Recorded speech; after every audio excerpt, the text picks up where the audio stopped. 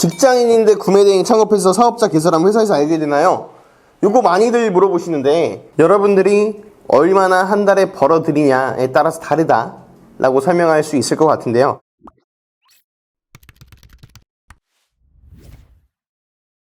안녕하세요, 부대판다입니다. 오늘은 학생들이 많이 물어보는 구매대행 관련해서 답변 드리는 시간을 갖도록 하겠습니다. 첫 번째 질문, 대량 등록에 대해서 어떻게 생각하나요? 대량 등록 같은 경우에는 크게 손 볼 게 없잖아요. 상품명을 수정한다든지 아니면 상세 페이지를 기획한다든지 이런 작업들이 없으니까 부업으로 정말 바쁘신 분들은 기재권 이슈만 피할 수 있다면 좋지 않나 라고 생각을 합니다. 물론 단점도 있겠죠. 사업자가 조금 많이 필요할 수 있긴 한데 그래도 편하게 매출을 내서 부업 정도로는 가능하다. 그런데 대량 등록에서 멈춘다면 타입이나 브랜딩으로 넘어가는 것은 대량 등록만으로는 어려울 것이다 정도로 정리할 수 있겠네요. 대량이랑 반자동, 수동 등록 차이가 뭔가요? 아시는 분들은 아시겠지만 초보자분들을 위해서 말씀드릴게요. 대량 등록은 타오바오나 아마존, 알리익스프레스에서 있는 상품을 그대로 긁어서 올리는 걸 대량 등록이라고 하고요. 반자동 등록은 긁어온 상품을 조금 가공을 하죠. 일반적으로 상품 제목이나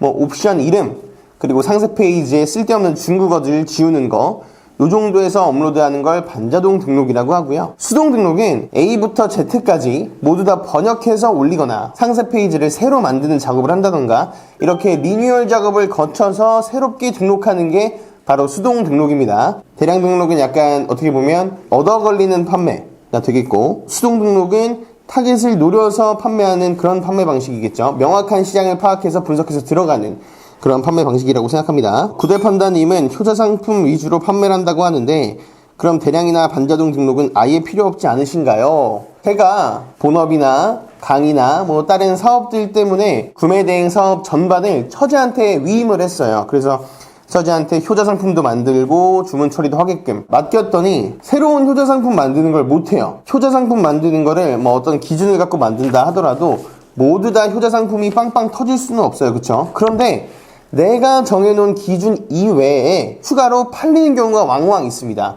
그게 반자동이나 대량 등록을 통해서 업로드 해놓은 것들이거든요. 이런 것들이 주문 건수가 1개, 2개, 3개, 4개 늘어나다 보면 당연히 효자 상품으로 만들고 싶겠죠? 맞습니다. 그러니까 수동 상품을 발굴하는 제 기준에 부합하지 않더라도 반자동 등록이나 대량 등록으로 또 다른 효자 상품을 만들어낼 수 있는 여지가 있기 때문에 대량 등록이나 반자동 등록은 계속 같이 병행해 주시는 게 좋다라고 생각합니다. 대량 등록은 지재권 이슈가 많던데 피해갈 방법이 없나요? 물론 지재권 이슈가 있죠. 대표적으로 상표권 침해랑 그리고 디자인권 침해가 있을 텐데, 상표권 침해 같은 경우에는 이미 시중에 많은 선배 셀러들이 대량 등록을 하시면서 상표권에 걸릴 만한 키워드들을 싹 다 모아놨어요. 그거 조금만 구글링 하시면 나오니까 그 자료를 써서 상표권 걸을 때 쓰시면 될 것 같고요. 대부분 대량 등록 프로그램 키워드 제거 기능 있죠.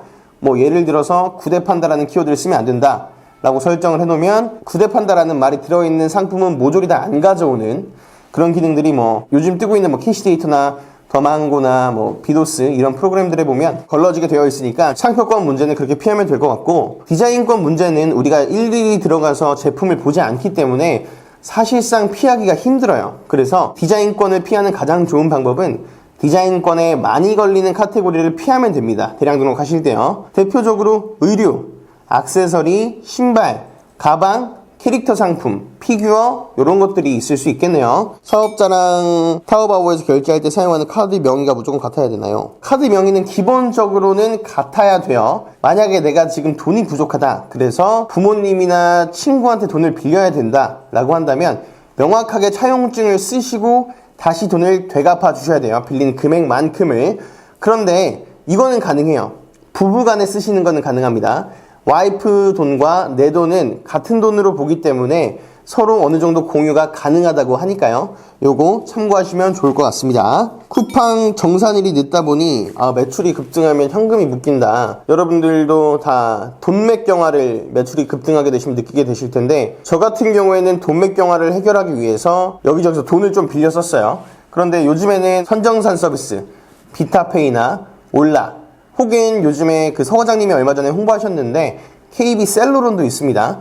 요 상품들 잘 찾아보시면 될 것 같고요. 단점이 있어요. 이렇게 돈을 끌어다 쓰면 일정의 수수료를 내야 된다라는 거 참고하시면 좋을 것 같습니다. 자, 쿠팡 아이템 위너. 그렇죠. 아이템 위너라는 건 뭐냐면요. 쉽게 설명하면 똑같은 제품을 판매하는 두 명의 판매자가 있다면 제품을 두 개를 띄우는 게 아니고 두 개를 합쳐서 한 사람의 제품만 노출시켜 주는 거예요. 한 사람만 노출시켜 주는데 그 기준은 뭐냐면 판매자 점수, 판매 이력, 그리고 상품 가격 이런 것들을 종합적으로 분석해서 최저가인 사람, 판매자 점수가 좋은 사람 이런 사람들을 상위로 노출시켜 주는 건데요. 요즘에 수동 상품 하시는 분들은 아이템 위너 시스템 때문에 많이 고통을 받고 계신 걸로 알고 있습니다. 아이템 위너를 안 묶이는 방법은 첫 번째, 만약에 그 판매자가 내 상세 페이지를 뺏었다, 똑같이 복사 붙여넣기 했다 라고 한다면 대표님들이 지식재산권 침해로 대응을 할 수가 있어요. 대응하는 방법은 스마트 스토어나 11번가 G마켓 옥션 다른 스토어에다가 똑같이 제품을 상세 페이지를 올려놓고 쿠팡에다가 신고를 하는 거예요. 이 사람이 제 제품의 상세 페이지를 그대로 베껴서 올려놨습니다. 이 사람 제 거 지식재산권 침해했어요 라고 신고를 하면 풀어주게 되어 있습니다. 그리고 두 번째, 상표권을 등록하는 방법이죠. 상표권 등록 방법은 우리 루나 선생님이 조만간 영상 올릴 건데 상표 등록을 출원하시고 이것 또한 지재권 침해로 신고를 하시면 됩니다. 세 번째 방법은 이게 가장 빠르게 대응할 수 있는 방법일 것 같은데요. 옵션 구성을 다르게 하는 겁니다. 예를 들면 내가 소파를 판매한다 라고 한다면 다른 사람이 제 제품에 아이템 위너로 묶었어요. 이럴 때에는 빨리 타오바오나 1688 들어가서 이 소파를 판매하는 판매자나 아니면 다른 저렴한 제품, 방석 같은 거 파는 판매자를 찾아가지고 원래는 소파만 팔았다면 소파랑 방석을 같이 주는 거예요. 이렇게 되면 어떻게 될까요? 내 제품의 옵션 구성이 달라지겠죠? 그럼 이걸 가지고 쿠팡에 신고하는 겁니다. 나는 소파랑 방석을 같이 파는데 저 사람은 소파만 파는 사람이에요. 저는 소파랑 방석을 같이 파는 거니까 저 사람이랑은 다른 상품입니다. 분리해주세요 라고 요청하는 방법이 있습니다. 그리고 아이템 위너 가격을 계속 낮추냐? 가격을 계속 낮춰서 판매하면요 결국 내 마진이 줄어드는 거예요. 가격을 낮추지 마시고 옵션 구성을 다르게 하거나 다른 방법을 활용해서 그 나랑 묶인 사람을 떼어내는 데 집중하시면 좋을 것 같고요. 이렇게 아이템 위너 해제하는 거는요 수동 상품 등록하신 분들에만 국한되는 내용이지 반자동이나 대량 등록하신 분들은 이거 떼어낼 시간에 차라리 다른 제품을 등록하시는 게 훨씬 더 효율적이라고 생각합니다. 경동택배로 넘어가는 상품들의 배송비는 어떻게 측정하나요? 미리 상품 가격에 녹여야 하나요? 전 일단 효자 상품 위주의 판매를 하기 때문에 경동택배로 넘어가는 제품을 아예 판매를 하지 않아요. 왜냐? 저는 상품 가격에 경동택배비를 녹이지 않습니다. 경동택배비를 상품가에 녹이면 당연히 제품 가격 전체가 비싸 보이게 될 거고 제품가가 비싸 보이면 소비자가 애초에 누르지도 않겠죠.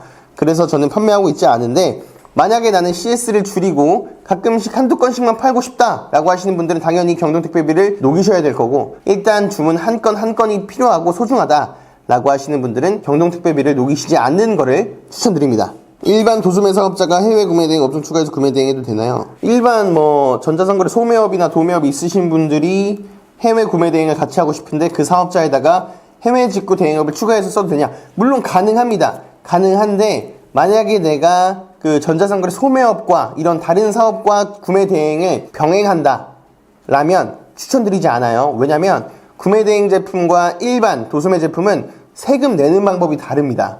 구매 대행 자료는 건건이 소명 자료를 다 만들어서 세금 소명을 하죠.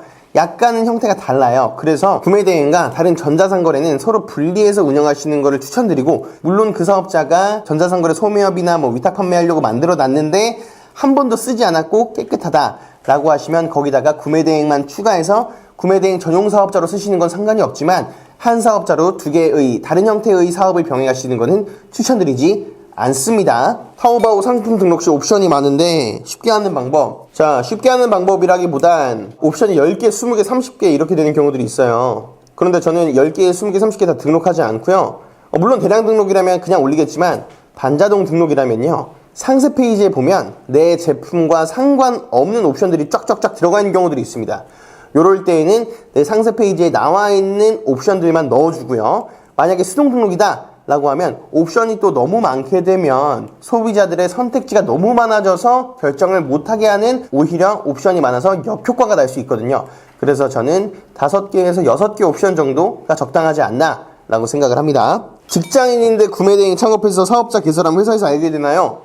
요거 많이들 물어보시는데 여러분들이 얼마나 한 달에 벌어들이냐에 따라서 다르다 라고 설명할 수 있을 것 같은데요. 만약에 내가 월 소득 플러스 구매대행 소득이 아마 한 달에 500만 원인가 넘어가게 되면 국민연금관리공단에서 여러분들 회사로 통보가 될 거예요. 그래서 알게 될 가능성이 있고요. 그래서 월 소득이 500만 원이 넘지 않게 해주셔야 됩니다. 그리고 만약에 내가 구매대행 사업을 하다가 사업이 너무 잘 됐다. 그래서 내가 직원을 한 명 고용을 했어요. 그런데 이 직원에 내가 4대 보험을 들어줬어. 그러면 우리 4대 보험도 같이 전환이 되기 때문에 회사에 통보가 됩니다. 그래서 많이들 가족 사업자 명의로 진행을 많이 하시죠. 이런 분들 있어요. 무급휴직 지원금을 수령하고 계신데 이때 사업을 해도 되나요? 당연히 사업자를 내서 수익금이 발생을 하면요, 부정수급이겠죠. 그래서 여러분들한테 그 지원금을 주던 고용노동부에서 지원금을 환급하게 되고, 고용노동부에서 다시 그 회사에 통보를 하게 돼서 회사도 알게 됩니다. 무급휴직 중이나 혹은 뭐 실업급여를 받고 있다 라고 하시는 대표님들께서는 내 이름으로 사업자를 내시면 안 되겠죠. 겸업금지 조항이 있는데 이게 위법이냐? 겸업금지는 대표님과 그리고 대표님이 다니는 회사와 서로 간에 계약을 한 것이지 법에서 규정 짓는 것은 아니죠. 물론 공무원이나 뭐 교사 이런 분들은 예외적인 거고요. 일반적인 회사를 다니시는 분들에 한해서 말씀을 드리는 겁니다. 최근에 법원의 판례에 따르면요, 기업 질서나 노무 제공에 지장이 없는 겸직까지 전면적, 포괄적으로 금지하는 것은 부당하다라고 했다고 합니다. 하지만 주의사항은 회사 근로시간 내의 겸직은 근로계약 위반이 안 되는 거예요. 예를 들면 내가 일하고 있는데 주문 처리를 한다던가, 근로시간 외더라도 회사 동종업계 관련 비밀을 누설한다던가, 이런 위험성이 있고, 아니면 뭐 회사의 운영 노하우를 누설하거나 다른 데 적용하실 수도 있기 때문에 해고의 사유는 될 수 있습니다. 하지만 겸업 금지 조항이 법 위반은 아니라는 거, 하지만 법 위반이 아니라고 해서 해고되지 않는 것이 당연한 것은 아니라는 거 참고하시면 좋을 것 같습니다. 오늘은 이렇게 여러분들이 우리 카톡방이나 저희 유튜브 댓글로 질문을 많이 하셨던 걸 일부를 추려서 Q&A 시간을 가져봤는데요.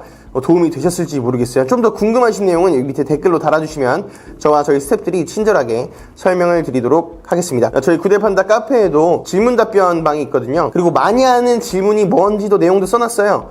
내용 참고해 주시면 좋을 것 같습니다. 네, 오늘 내용이 마음에 드셨다면 구독, 좋아요 부탁드리고요. 다음에 더 좋은 영상으로 뵙도록 하겠습니다. 감사합니다.